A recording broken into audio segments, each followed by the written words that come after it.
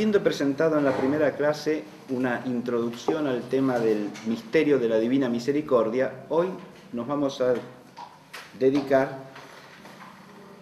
a tratar de mostrar un panorama sintético del dato escriturario.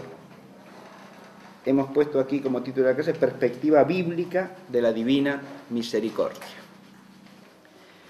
No se trata, desde luego, ni es posible de estudiar todos y cada uno de los textos pertinentes, sino de presentar un bosquejo de la unidad que tiene el tema en el Antiguo y el Nuevo Testamento. Y para hacer esto vamos a empezar por el léxico bíblico en torno a la misericordia. Si vamos a los libros divinamente inspirados que están escritos en la lengua hebrea, nos encontramos con tres términos fundamentales que cubren el área semántica de lo que llamamos la misericordia, ¿no?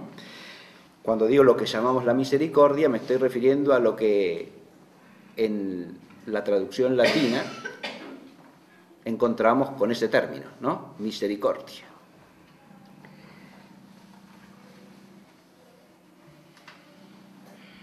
El primer término es el término que corresponde a la raíz gen. De ahí viene el adjetivo hanun, que quiere decir misericordioso, y el verbo hanan, que según cómo esté conjugado puede significar tener misericordia o inspirar misericordia, ¿no? Pero este término hebreo también se traduce en griego y en latín por el término charis o gracia, no solo por misericordia. De modo que el primer término que se refiere a la misericordia en hebreo es un término que en su sentido primero significa gracia, y gracia como aquello que impacta por su ser agraciado, digamos, ¿no? Y en segundo lugar, gracia como aquello que se da para que algo resulte agraciado, ¿no? Esto es el sentido primario del término gen, pero tanto en hanum, el adjetivo derivado, como en el verbo hanan, la mayoría de sus apariciones en los textos bíblicos se corresponden más bien con la idea de la misericordia, ¿no? El vínculo entre los dos conceptos está en que dar gracia viene a ser, en muchos casos, el efecto de la misericordia. Está claro esto, ¿no? Es decir, en cuanto el que se compadece o tiene misericordia o tiene piedad, concede su gracia al necesitado, ¿no? Al que es término de la misericordia. Pero lo primero que hay que fijarse aquí es que hay un parentesco en la visión bíblica entre estos dos conceptos, ¿verdad? De misericordia y de gracia. Y eso queda claro en el primer término, que es el término gen. El segundo término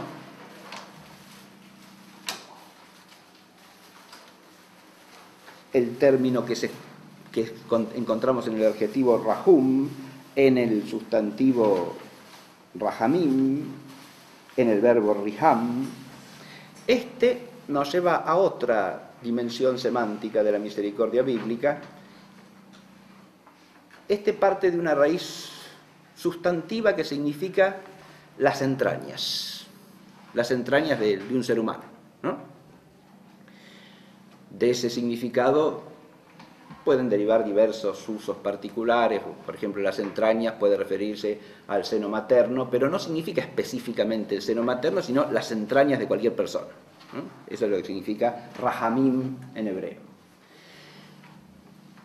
Pero tanto el adjetivo rahum como el verbo riham, en muchas de sus apariciones, se traducen también por misericordia, ser misericordioso, tener misericordia. ¿Qué tiene que ver esto con las entrañas? Acá aparece otra dimensión de la misericordia que vimos también en la clase introductoria en relación con el término latino misericordia, según la etimología tradicional, ¿no? El que tiene un corazón que se compadece, que hacía alusión al corazón, ¿verdad? Pero aquí no se habla del corazón, sino de las entrañas. La metáfora es convergente, aunque no sea exactamente la misma.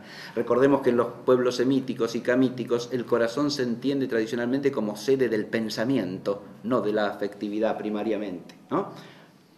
Y si es de la afectividad, es una afectividad derivada de lo que se piensa. En cambio, para aludir a la afectividad sin más, se habla de las entrañas, ¿no? Este término, que podríamos traducir literalmente por que tiene entrañas, ¿no? Ese rahum, misericordioso, y decir entrañoso o entrañable, ¿no? En castellano lo entendemos perfectamente porque tenemos como expresión vulgar tener o no tener entrañas. Decimos, esa persona parece que no tuviese entrañas, ¿no? O decimos, cualificándolo de buena entraña o de mala entraña, ¿verdad? Para decir que tiene sentimientos como Dios manda o los opuestos, ¿verdad? Ahora, el término griego, cuando el misericordioso refleja el rahum, está hablando de unas entrañas que tienen o que manifiestan el sentimiento adecuado, ¿no? O la acción correspondiente a ese sentimiento adecuado. Este es el término, digamos, que hace pie en lo afectivo del aspecto de la misericordia. Y el tercer término en juego es Gesed. Gesed es un término de amplio uso en el hebreo bíblico, suele traducirse de varias maneras, ¿no? Y una de las traducciones principales en la Vulgata es la misericordia, o el verbo correspondiente, cuando esto está usado verbalmente, el verbo miserior, ¿no? Para traducir por ejemplo, este es el verbo que figura en el comienzo del Salmo 50, ¿no? El miserere. El verbo que tiene esta raíz, la de Gesed. Gesed suele entenderse que es el amor de Dios, como amor piadoso o misericordioso, ¿no? Donativo y condescendiente. Pero primariamente se refiere al amor de Dios y a la bondad de Dios.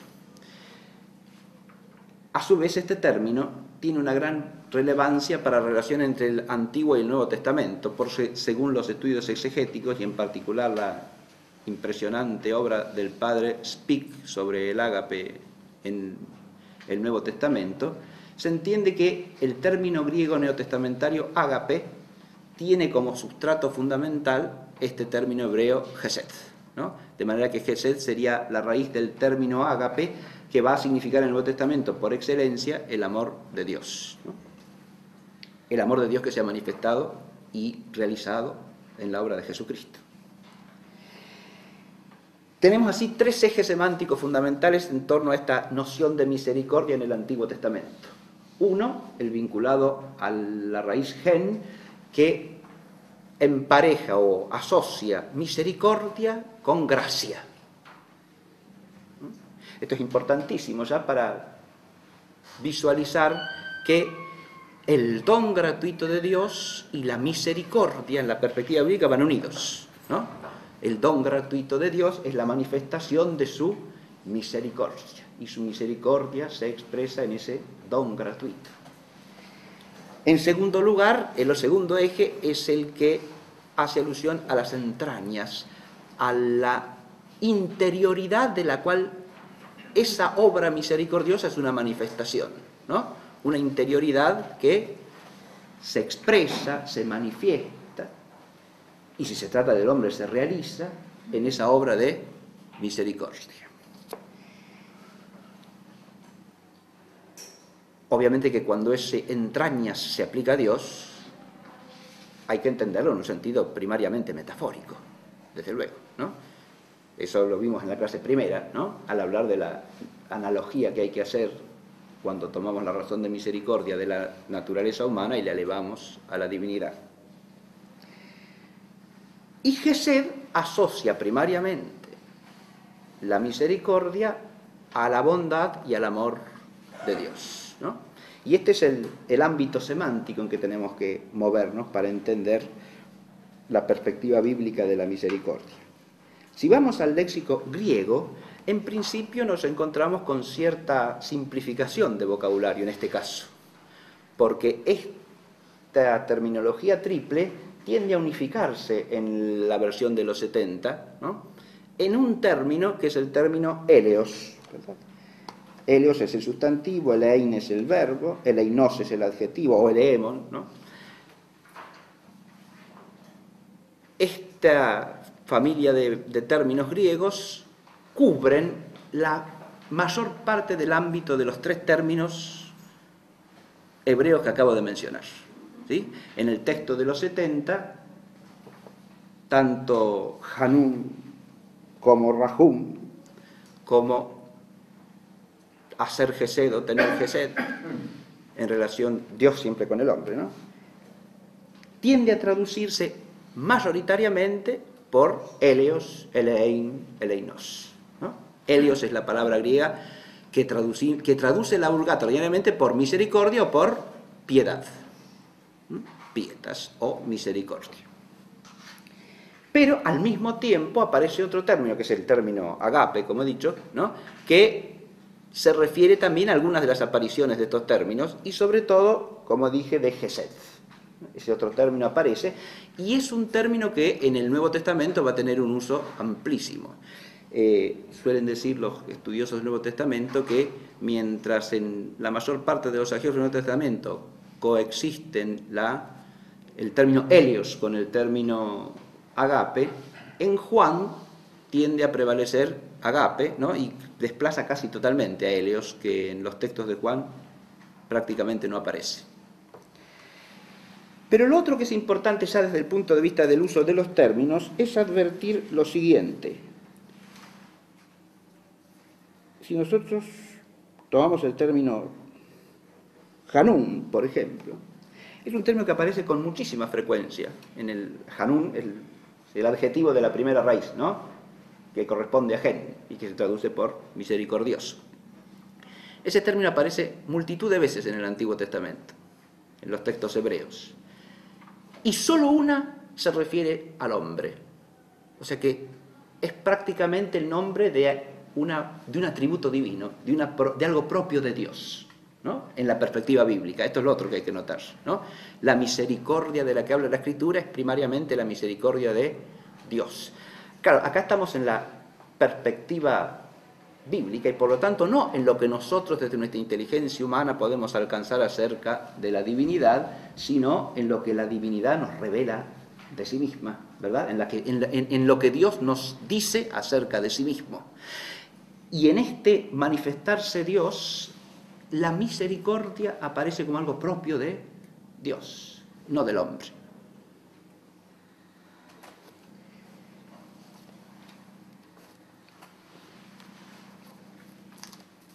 Lo otro que es, lo último que voy a decir respecto al uso de los términos, es que estos tres términos suelen aparecer unidos en el mismo contexto, ¿no?, como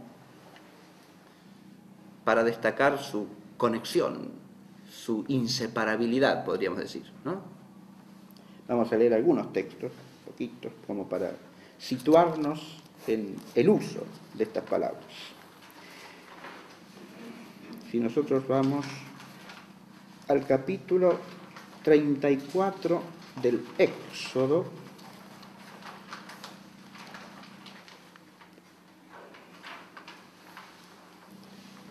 voy a leer los versículos 5, 6 y 7.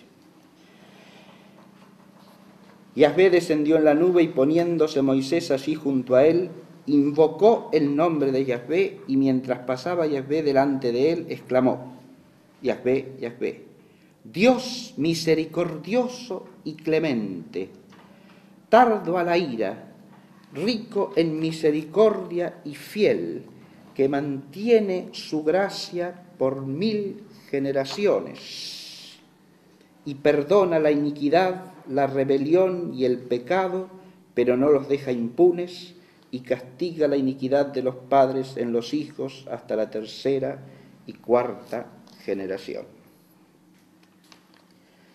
En este texto que acabamos de oír, fíjense, dice, Dios misericordioso y clemente, tardo a la ira, rico en misericordia y fiel.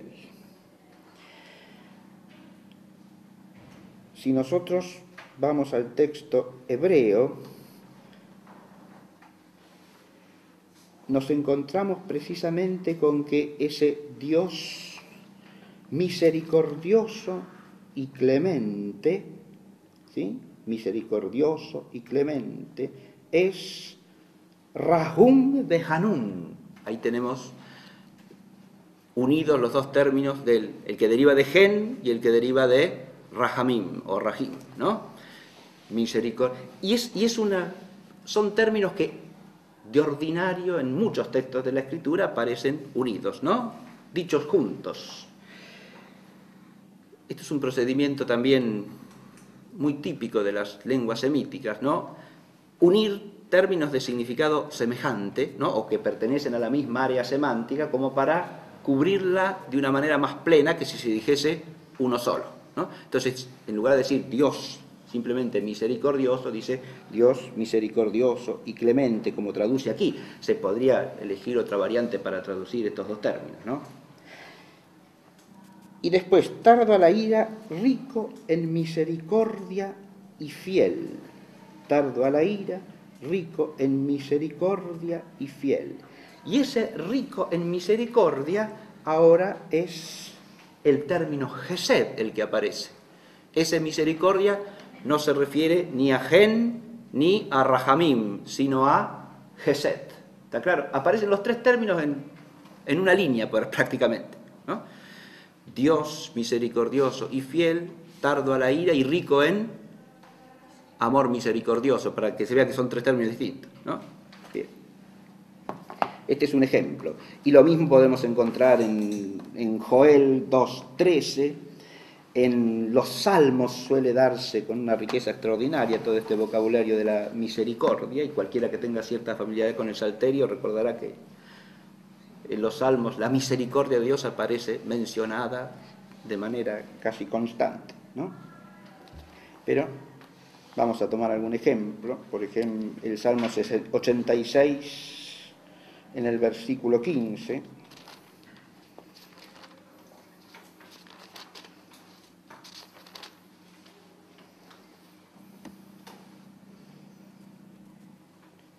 Pero tú, Señor, eres Dios clemente y compasivo, magnánimo y de gran piedad y fidelidad.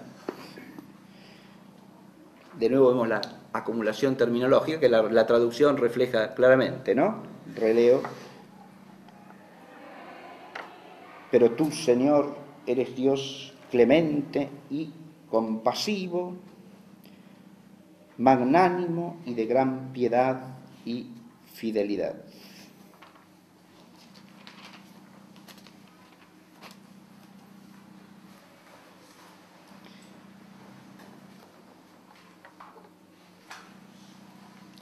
Si uno va al texto hebreo, de nuevo encontramos la terminología completa acá, ¿no? El Rahum Behanun, y después Verab Gesed Behemet. Es decir, primero dice Dios Rahum Behanun, ¿no? Rahum es el que tiene que ver con las entrañas y Hanun con la gracia, ¿no? La misericordia en cuanto entrañabilidad, ¿no? Y la misericordia en cuanto gracia. Y después dice rico en Gesed, o sea, en amor misericordioso, y aparece un término que muchas veces va unido a Gesed, lo que acá se traduce por fidelidad, que es Emet, ¿no? Fidelidad, la verdad de Dios como plena fidelidad a sí mismo, ¿no? El Dios que es siempre idéntico a sí mismo y por lo tanto siempre fiel a sí mismo, ¿no?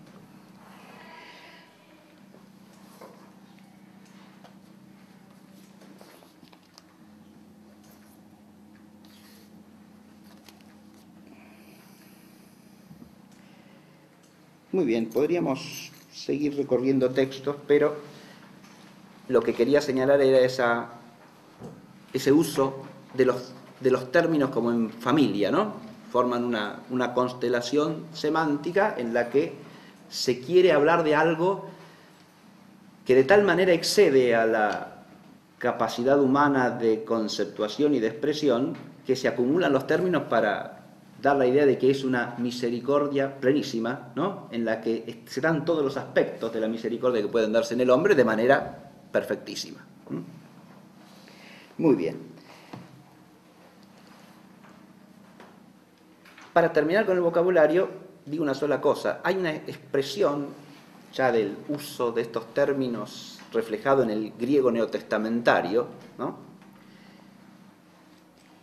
Que precisamente viene como a sintetizar esta unidad de los distintos aspectos conceptuales, ¿no?, de la misericordia, que es algo que es familiarísimo para nosotros porque forma parte del Benedictus de Zacarías, ¿no es cierto?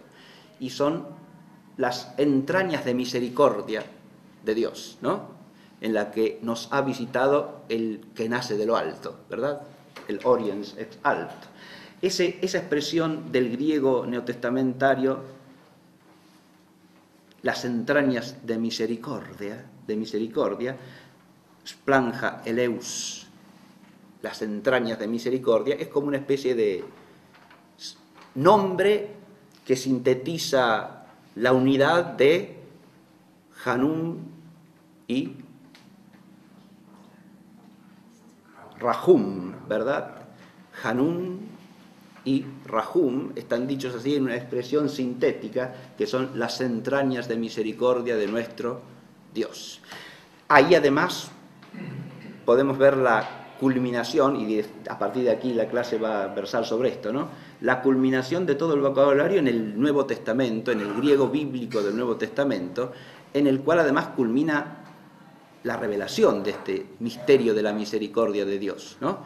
Porque todas las líneas del Antiguo Testamento vienen a tener su convergencia en este que nace de lo alto, ¿no?, que es Cristo, que viene a redimir a los hombres, ¿verdad? Y ahí tenemos la culminación de esta misericordia entrañable, de estas entrañas de misericordia que Dios se ha dignado manifestarnos. Y el resto de la clase es poner de manifiesto esto de alguna manera, simplemente recorriendo algunos ejes del Antiguo y del Nuevo Testamento. En primer lugar, en el Antiguo Testamento podríamos señalar, para empezar, 4 aspectos fundamentales de la misericordia divina. En primer lugar, como el nombre misericordioso, dije, es casi un epíteto divino, ¿no?, aunque usarlo como nombre de Dios no es propio de los textos escritos en hebreo. Sí aparece usado como nombre bíblico, Eleos, en realidad no es Eleos, no es el Einos, en realidad que sería el adjetivo, sino el Emon, ¿no?, el que hace obra de misericordia. Aparece nombrado así Dios en el libro del Eclesiástico, pero ya en el griego del Antiguo Testamento, ¿no? El uso del adjetivo como nombre divino aparece una sola vez, ¿eh? En lugar de decir Dios, dice el misericordioso, el texto, ¿sí? Esto es Eclesiástico, ya les digo enseguida cuál es la cita.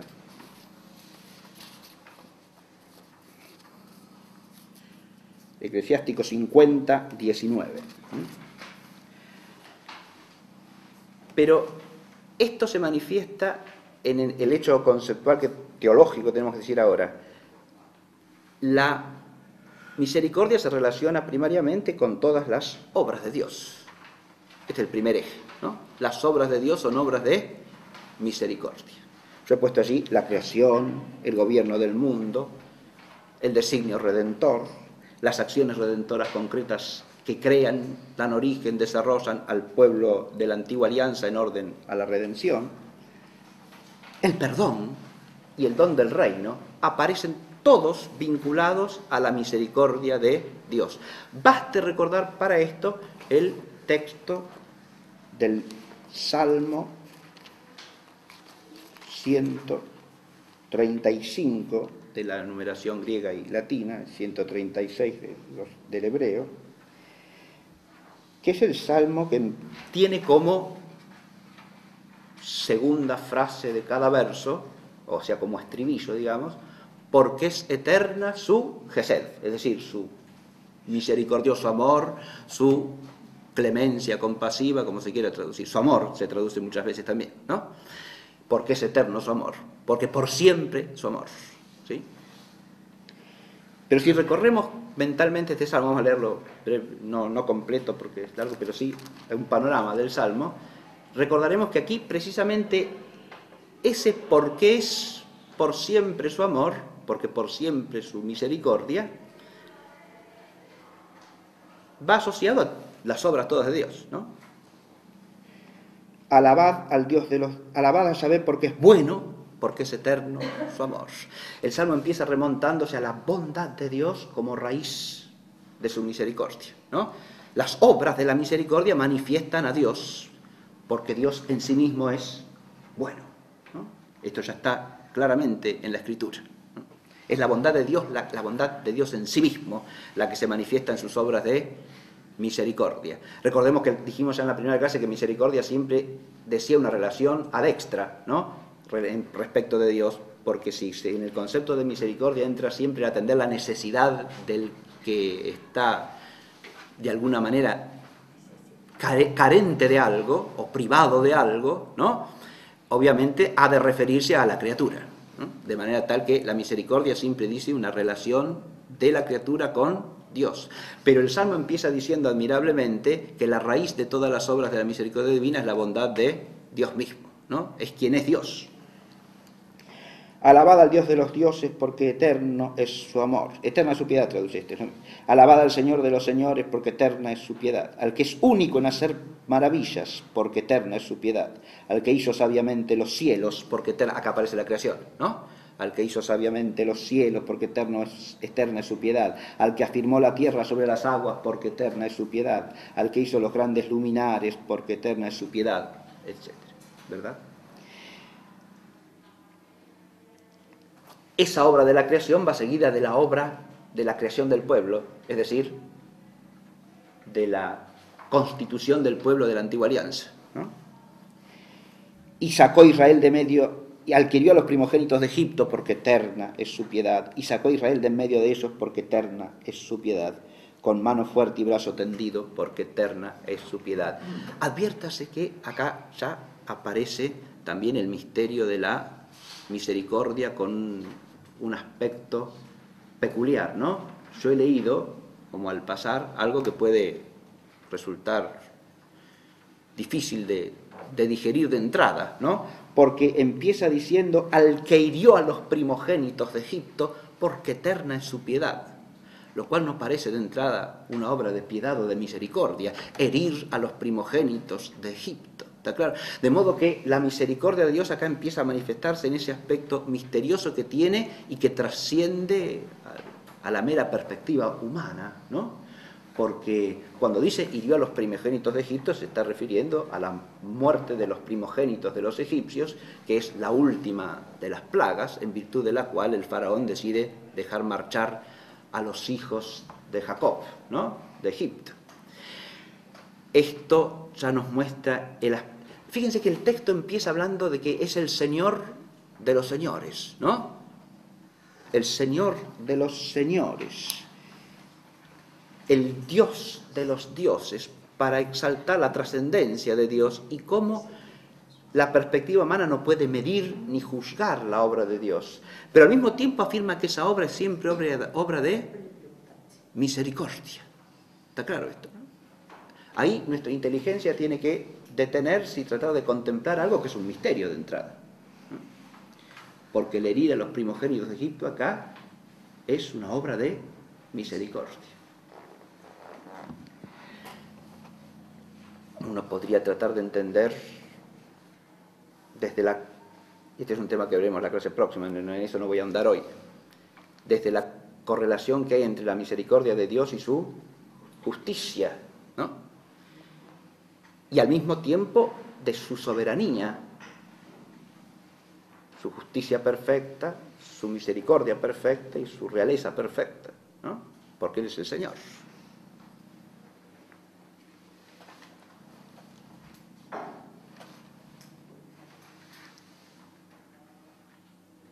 Al que dividió en partes el mar rojo porque es eterna su piedad, hizo atravesar a Israel por medio de él porque es eterna su piedad, y sumergió al faraón y a su ejército en el mar rojo porque eterna es su piedad. De nuevo. Al que condujo a su pueblo por el desierto porque eterna es su piedad, hirió a grandes reyes porque eterna es su piedad. Mató a reyes poderosos porque eterna es su piedad. A Seón, rey de los amorreos, porque eterna es su piedad, y a Og, rey de Basán, porque eterna es su piedad. Que en nuestra humillación se acordó de nosotros, porque es eterna su piedad, y nos libró de nuestros opresores, porque es eterna su piedad. Que da pan a toda carne, porque eterna es su piedad. Alabad al Dios del cielo, porque eterna es su piedad. Este salmo, que es como una especie de himno, si se quiere, de la misericordia, ¿no? Nos presenta las obras de Dios como fruto de su misericordia, de su piedad, de su gesed, es en este caso, ¿no? Esta es la primera línea a la que tenemos que atenernos. Las obras de Dios son los caminos de Dios, las obras de Dios son obras de su misericordia, aun cuando a la mirada humana en primera instancia puedan no parecerlo.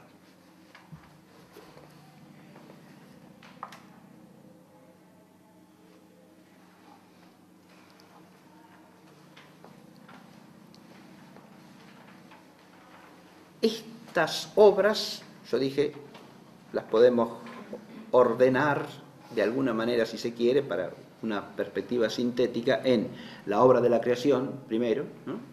La creación del pueblo en orden a la redención de todos los pueblos, de todas las naciones, según la promesa hecha a Abraham, ¿no?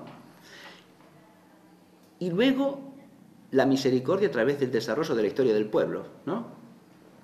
Que precisamente a veces también en relación con el pueblo se manifiesta como una misericordia que castiga, que pone al pueblo en su sitio, ¿no? E incluso que abandona al pueblo, como en la famosa visión de Ezequiel de la Shejiná divina abandonando el templo de Jerusalén, ¿verdad?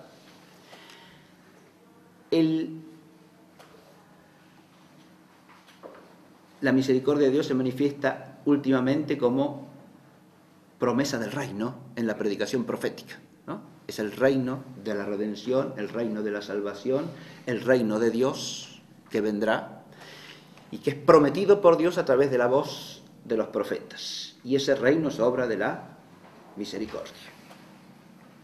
Vendrá por la misericordia de Dios.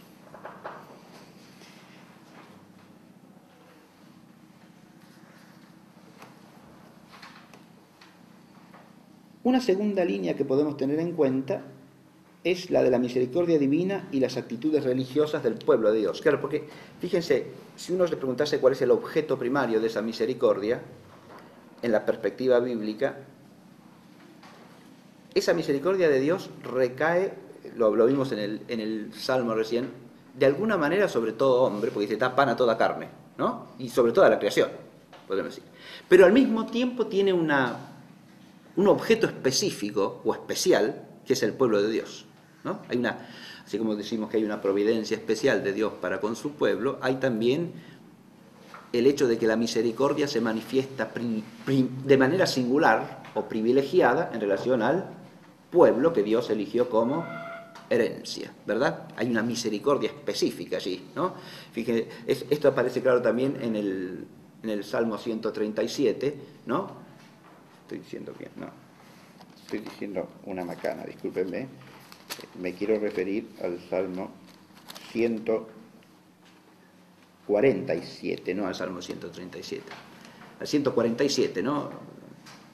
Alaba al Señor Jerusalén, glorifica a tu Dios, oh Sión, ¿no? En este salmo aparece con claridad esa especificidad o esa singularidad de la misericordia para con el pueblo. ¿Por qué? Porque, bueno, es el Dios que hace llover sobre todo, domina las aguas, ¿no? Las congela, las descongela, etc. Pero solo a su pueblo le da a conocer su voluntad, ¿no? Manifestó sus designios a Jacob, sus decretos y mandatos a Israel. A ningún otro pueblo trató así ni le dio a conocer su voluntad, ¿verdad? Esto hay una especificidad objetiva, que el objeto privilegiado de la misericordia de Dios es el pueblo de Dios, en orden a una misericordia que es de alcance universal, como ya lo expresa la promesa de Abraham, y es lo que los profetas también van esclareciendo progresivamente y desemboca en la universalidad del Evangelio, ¿no? Y de la salvación para todas las naciones.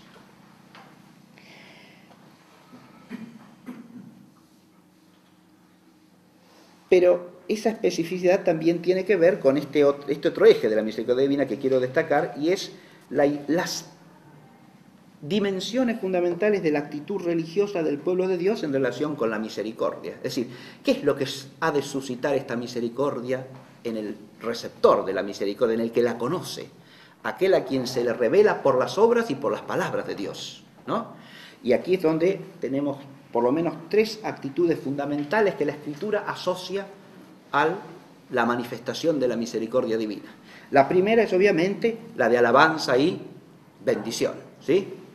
Lo vimos recién al comienzo del Salmo que leímos, ¿no? Alabad a Dios porque es bueno, porque es eterno su amor. Entonces la primera cosa es la alabanza, ¿verdad? Hay que alabar al Dios de la misericordia, hay que bendecir su nombre, la primera cosa, ¿no? El primer aspecto de la... Acá estamos diciendo cuál es la actitud religiosa que se corresponde con la misericordia, ¿verdad? Entonces, primero que nada es una actitud de alabanza y bendición. En segundo lugar, es una actitud de penitencia y conversión, ¿no? Porque el hombre no solo ha de manifestar su acción de gracias alabante a Dios, sino que al experimentar la misericordia de Dios se reconoce a sí mismo como inmerecedor de esa gracia que es la misericordia. Ahí está el gen y el hanum, ¿no? Esa misericordia es una gracia, empezando por el hecho mismo de recibir de Dios el ser, ¿no? De manera tal que hay un reconocimiento del carácter inmerecido que lleva a la conversión, pero vinculado también al pecado, ¿no? Acabaste de recordar el Salmo 50, en el cual se expresa arquetípicamente la actitud de arrepentimiento, de contrición, de conversión del pecador ante la misericordia de Dios. Ten piedad, Señor, de mí por tu bondad, por tu gran misericordia, borra mi culpa, ¿no?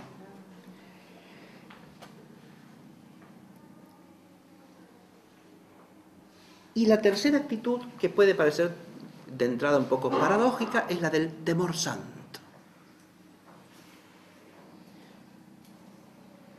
Esto ya humanamente de nuevo nos descoloca un poco, ¿no? ¿Cómo es que hay que experimentar un temor ante un Dios que es misericordioso? Es que en la perspectiva bíblica la misericordia de Dios es manifestación de su trascendencia radical, y ante eso el hombre no puede sino estremecerse, ¿no? Temblar. Es un temor santo, ciertamente, ¿no? Así lo tendríamos que traducir para que no se confunda con una suerte de miedo, o como dice la buena teología, un temor meramente servil, ¿no? Pero se trata de una experiencia de algo estremecedor, de algo que, por reflejar la santidad, la soberanía, la trascendencia radical de Dios respecto de todos los hombres, de los pensamientos de los hombres, nos deja temblando. Esta es la idea, ¿no? Esto lo expresa claramente el Salmo también, el Salmo Ahora sí, 129, ¿no? El famoso De Profundis, ¿no? Cuando dice el salmista, pero tuyo es el perdón y así infundes temor. La traducción castellana más corriente diría que pone respeto, pero lo que infunde es temor, ¿no? Y así infundes temor, temblor si ustedes quieren, ¿no?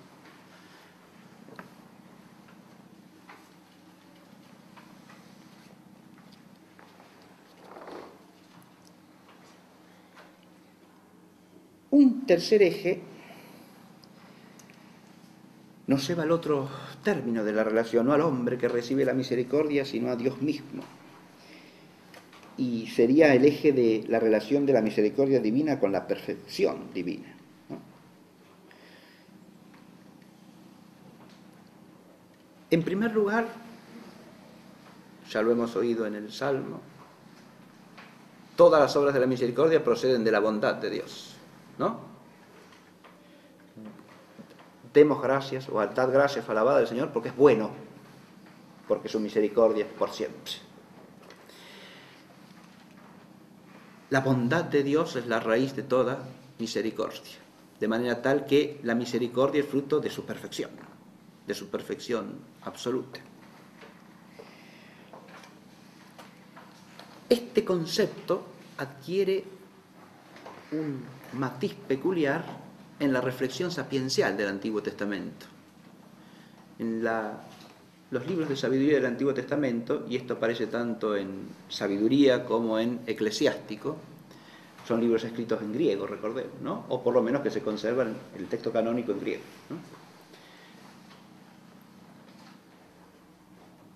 En estos textos, la misericordia aparece vinculada explícitamente a la omnipotencia de Dios. El ser omnipotente de Dios se manifiesta en su misericordia. Acá nos encontramos también frente a una cosa que puede parecer paradójica, ¿no? Porque si lo vemos desde la experiencia humana, podemos decir que muchas veces tiende a ser misericordioso con los otros el que ha pasado por alguna situación de necesidad, ¿no? Tiene la experiencia de la necesidad, de la flaqueza, ¿no? Y en cambio el que es muy poderoso y el que nunca carece de nada, parece que tiende a ser duro de corazón, ¿verdad? De modo que si desde esa mirada humana decimos que Dios es misericordioso porque es omnipotente, parece que estamos diciendo una cosa chocante, ¿verdad? Paradójica. Pero es lo que dice la Escritura, ¿no? Si nosotros vamos a Sabiduría 11:24.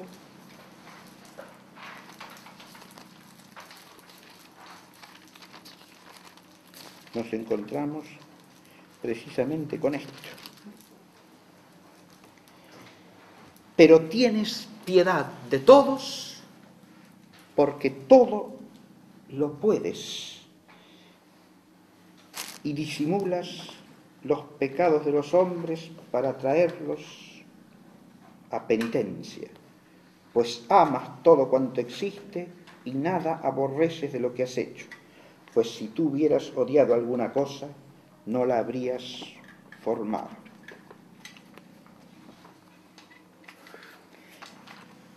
Esta reflexión sapiencial vincula la clemencia, la piedad, la misericordia de Dios con el hecho de que lo puede todo. Es todopoderoso. Si uno quiere tratar de entender qué quiere decir eso, ¿no? Puede apoyarse, para empezar, en el versículo que sigue, ¿no? Porque lo que menciona a continuación sí es claramente manifestación de la omnipotencia de Dios, ¿no? El hecho de que Él es el creador, ¿verdad? Pues amas todo cuanto existe y nada aborreces de lo que has hecho. Pues si tú hubieras odiado alguna cosa, no la habrías formado. ¿no? En la creación se manifiesta la omnipotencia, ciertamente. Ahora, la creación aparece vinculada aquí en la perspectiva sapiencial con ese amor del cual surge la creación, ¿no? Y que implica el amor de Dios para toda criatura, porque si no, no la hubiera formado, como dice el sabio aquí, ¿no? Pero al mismo tiempo hay otra cosa dicha en este contexto. Y disimulas los pecados de los hombres para traerlos a penitencia. Ahora, la misericordia desde esa perspectiva puede aparecer como algo que está vinculado a lo que llama también la Escritura la paciencia de Dios, ¿no? Y si uno lo ve desde allí, ya puede encontrar analógicamente un resquicio desde lo humano para tratar de entender esta vinculación de misericordia con omnipotencia. Porque el hombre, en la medida en que está limitado en su poder y en sus fuerzas, tiende a reaccionar de una manera inmediata a las cosas, diríamos, ¿no? Es decir, a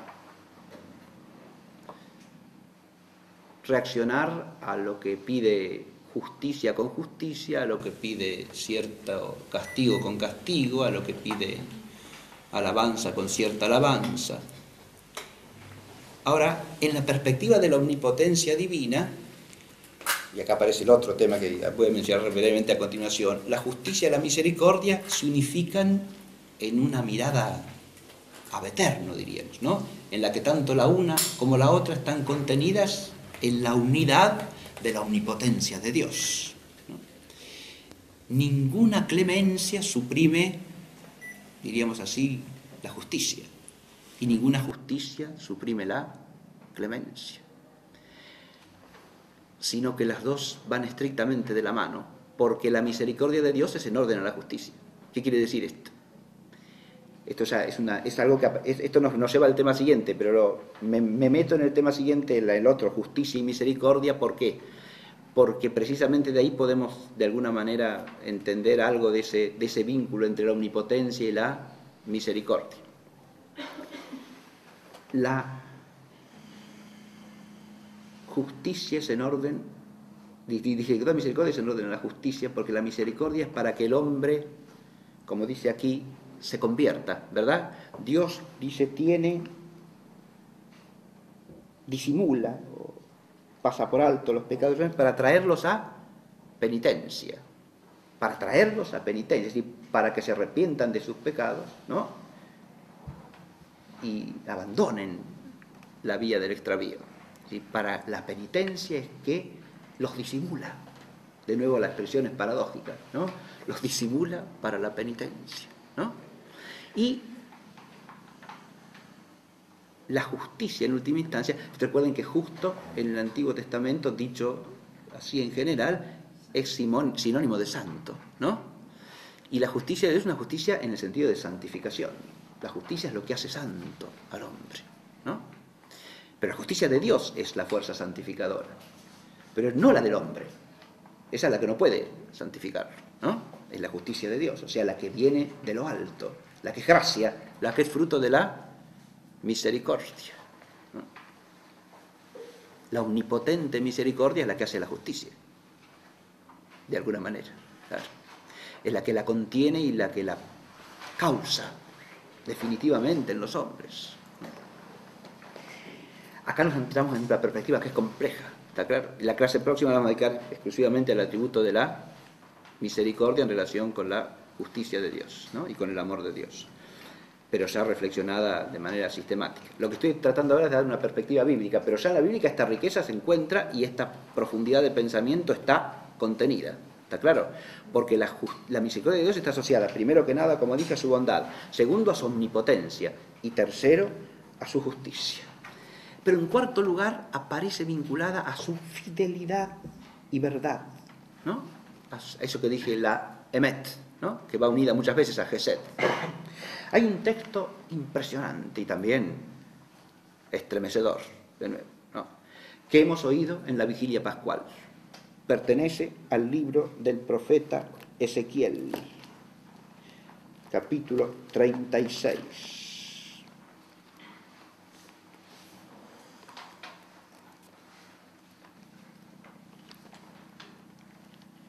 Este lo vamos a leer. ¿Qué es este vínculo entre la misericordia y la fidelidad, verdad de Dios?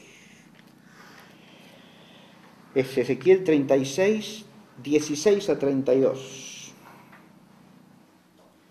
Fueme dirigida la palabra de Yahvé diciendo: Hijo de hombre, cuando moró en su tierra la casa de Israel, la contaminaron con sus malas obras y sus pecados. Su obrar ante mí fue como de inmundicia de menstruada. Por eso descargué yo mi ira sobre ellos, por la sangre que derramaban en la tierra y por los ídolos con que la contaminaron. Y los he dispersado entre las gentes y han sido esparcidos por todas las tierras, juzgándolos conforme a sus caminos y a sus obras, y llegados a las gentes a donde fueron, éstas profanaron mi santo nombre, diciendo de ellos: estos son el pueblo de Yahvé, han sido echados de su tierra. Pero he tenido piedad de ellos al ver mi santo nombre profanado por causa de la casa de Israel entre las gentes a las que han sido llevados. Atención a lo que acabamos de leer. He tenido lástima de ellos al ver mi santo nombre profanado por causa de la casa de Israel entre las gentes a que han sido llevados. Di pues a la casa de Israel: así habla el Señor Yahvé. No lo hago por vosotros, casa de Israel, sino más bien por el honor de mi nombre, profanado por causa vuestra entre las gentes a que habéis ido. Yo santificaré mi nombre grande, profanado entre las gentes a causa de vosotros en medio de ellas, y sabrán las gentes que yo soy Yahvé, dice el Señor, cuando yo me santificare en vosotros a sus ojos. Yo os tomaré de entre las gentes y os reuniré de todas las tierras y os conduciré a vuestra tierra.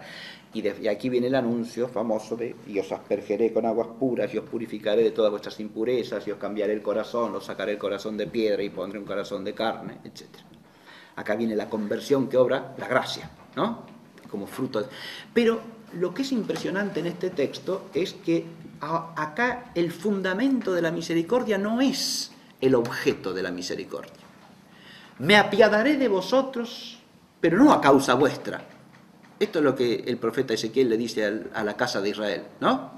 Lo que tiene que decirle de parte de Dios. Me apiadaré de vosotros, pero no a causa vuestra. Ese no a causa vuestra hay que entenderlo claramente como no porque vosotros lo merezcáis. ¿Se entiende? No a causa vuestra me apiado de ustedes, ¿no? De vosotros. Sino por causa de mi nombre, por el honor de mi nombre. Acá de nuevo hay algo que tiene que ver con el vínculo entre la misericordia y la justicia, ¿no? Porque el honor de su nombre es algo que, para decirlo de un modo figurado, Dios se debe a sí mismo, digamos así, ¿no? Forma parte de la fidelidad de Dios, ¿no? De la identidad misma de Dios, de su verdad.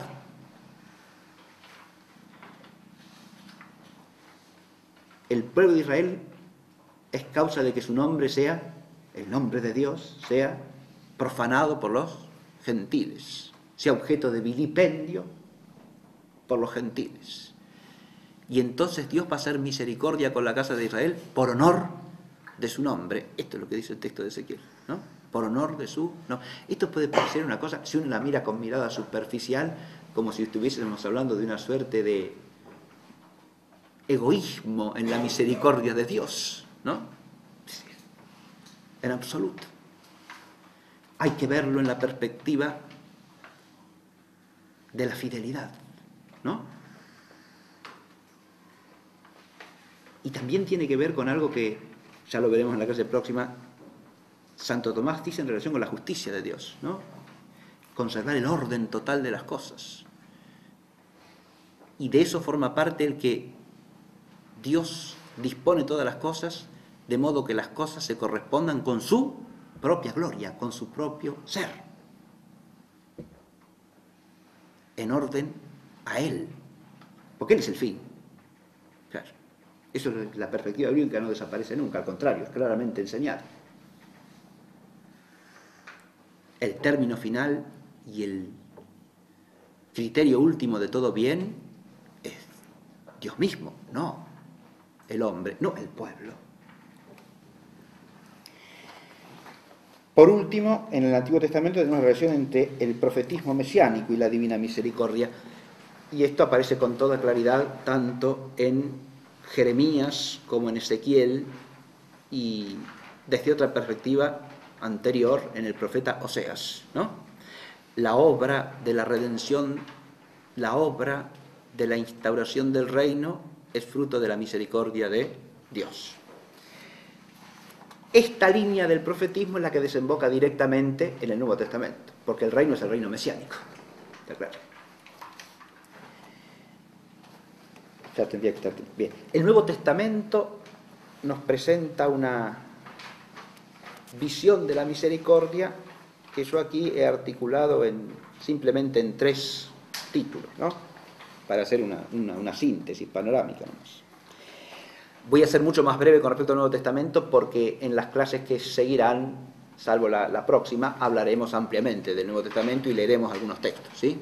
Pero aquí lo que hago es mostrar simplemente cómo esa reflexión veterotestamentaria sobre ese dato revelado del Antiguo Testamento sobre la misericordia de Dios desemboca en el Nuevo Testamento.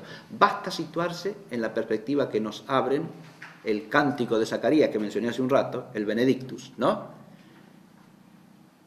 Que presenta la llegada del misterio de la salvación como el fruto de las entrañas de misericordia de nuestro Dios, ¿no? Es en ellas, en las entrañas de la misericordia de Dios, que nos ha visitado el sol que nace de lo alto, ¿no? Esta es. Y en el Magnificat de María aparece esta misma perspectiva, ¿no? Porque se habla de ese Dios que hace misericordia de generación en generación, ¿no? Y el don de la salvación es fruto de esa misericordia hecha de generación en generación. Pero citándonos a partir de este enlace, de este vínculo que aparece claramente en el Evangelio de Lucas, en estos cánticos magníficos, ¿no? Podemos señalar 3 líneas fundamentales. Primero, Jesucristo, el Verbo encarnado, el Logos encarnado, es la plenitud de la divina misericordia. Así lo presenta el Nuevo Testamento entero. Primero, porque es el cumplimiento de los caminos anunciados de la misericordia, ¿verdad? En él se ha cumplido, eso es lo que insisten todos los evangelistas, ¿no? Lo que habían anunciado los profetas se cumple, es lo que él dice en la sinagoga de Nazaret, ¿no? Esto que habéis oído es lo que se cumple. Bien. El cumplimiento, entonces es el cumplimiento de la promesa mesiánica y por lo tanto de la misericordia de Dios.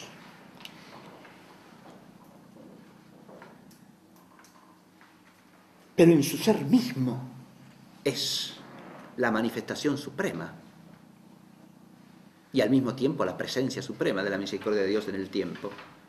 La epifanía, como dice aquí con término bíblico, ¿no? Es la epifanía de la misericordia de Dios porque es la manifestación y la realización suprema de la misericordia de Dios, primero en su mismo ser.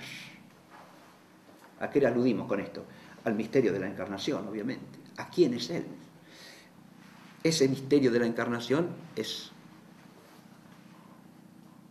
la suprema misericordia de Dios, ¿no?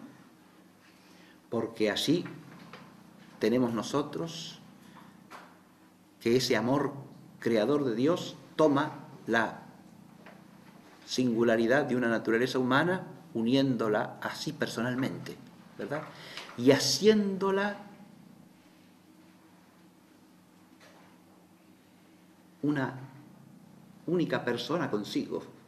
La persona divina es la única persona en Jesucristo y esa naturaleza es la naturaleza del Verbo que se hace carne. El don de la misericordia que es supremo, ¿no?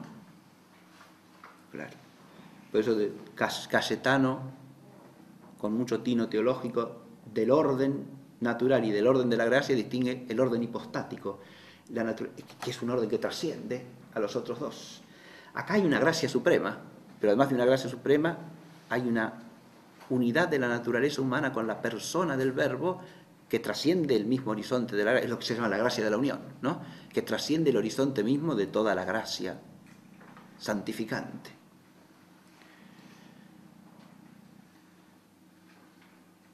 Pero por otro lado, es manifestación de la misericordia en que, al tomar para sí una naturaleza humana, Dios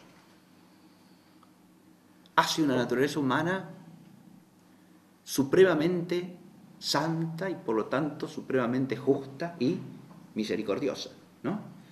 Y rescata para esa misericordia y justicia perfectas en la santidad de la humanidad de Cristo toda la creación, porque toda la creación está llamada a ser reino de Él, por la obra redentora.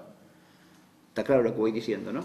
Entonces acá tenemos esa otra supremacía de la misericordia, porque todas las obras parciales de misericordia a lo largo del tiempo hallan su culminación en este hecho de que toda la creación es en orden a ese ser sumamente perfecto en misericordia como criatura, que es la naturaleza humana de Cristo, ¿no? A través de la cual todas las cosas reciben toda gracia y toda misericordia de Dios, la definitiva, la salvadora, la redentora, la del reino, de la cual toda otra obra de misericordia es un instrumento o una manifestación. Pero además Dios se hace hombre, como dice la expresión, se encarna, y por lo tanto ahora hay una misericordia humana que está perfectamente sintonizada con la misericordia divina, ¿sí? En Jesucristo tenemos la misericordia que Él tiene como Dios, claro, ¿sí? Siendo Dios, es ese Dios misericordioso de que habla toda la Escritura del Antiguo Testamento y del Nuevo.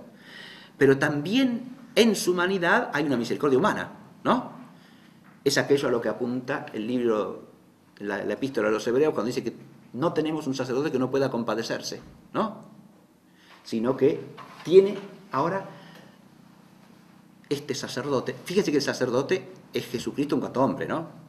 Porque el sacerdote como mediador no es Dios mismo. El sacerdocio se predica de Cristo en cuanto a su humanidad, ¿no? Y es en cuanto a su humanidad que tiene esa posibilidad de compadecerse. Ahora sí, compadecerse, ¿no? Compadecerse porque tiene naturaleza humana y un corazón humano, ¿sí? En este sentido también es la plenitud de la misericordia, ¿no? Y la misericordia divina se realiza también en Jesucristo, el tercer punto que quería destacar, en su misterio pascual, en el cual vemos la obra de la redención, ¿no? El misterio pascual de Cristo es obra de su misericordia, es obra de su amor. Es lo que dice Juan, ¿no? Y habiendo amado a los suyos, los amó hasta el fin, o hasta el extremo, o plenamente, o hasta el último término, ¿no? Así introduce toda la narración de la Pascua, ¿no?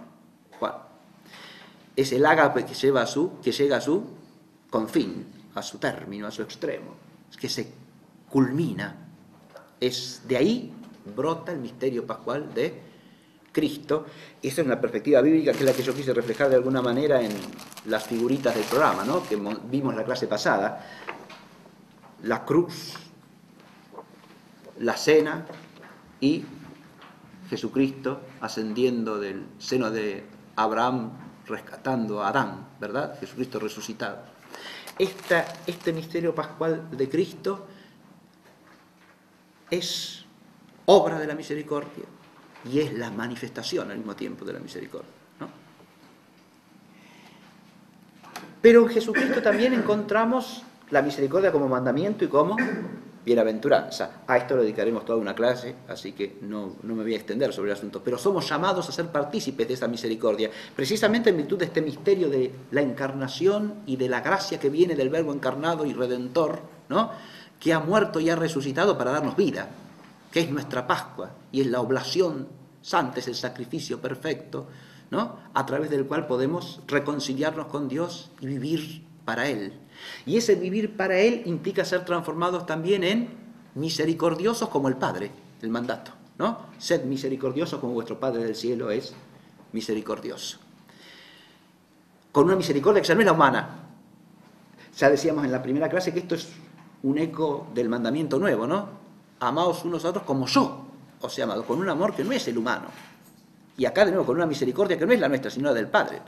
Sed misericordiosos como vuestro Padre del cielo es misericordioso.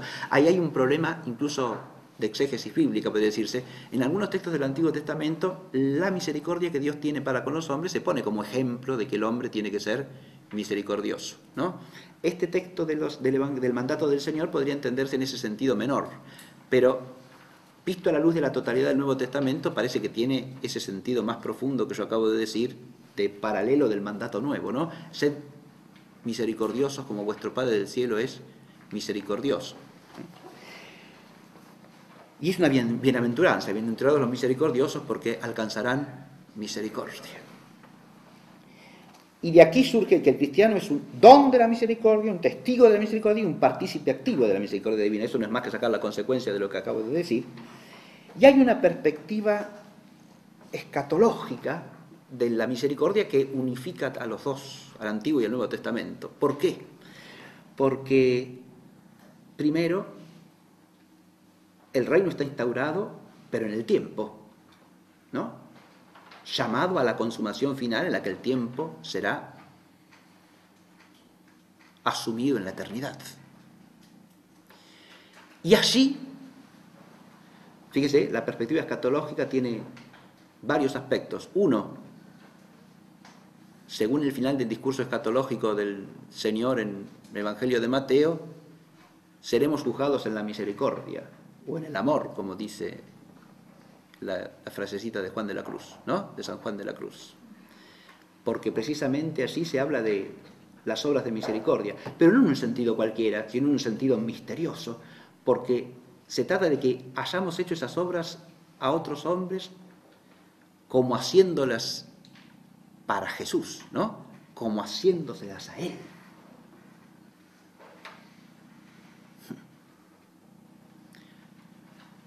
Donde Él aparece en su humanidad como objeto de misericordia a su vez, ¿no? De un amor misericordioso. Él se pone en el lugar. Acá hay otro aspecto, otra dimensión del misterio de la encarnación. Él ha asumido sobre sí los pecados de los hombres y también, por lo tanto, hasta ese ser necesitado de los hombres, ¿no? Y hacer la obra para el hombre, en la perspectiva cristiana, es hacerla para esa humanidad que Jesús ha asumido, también en su necesidad, ¿no?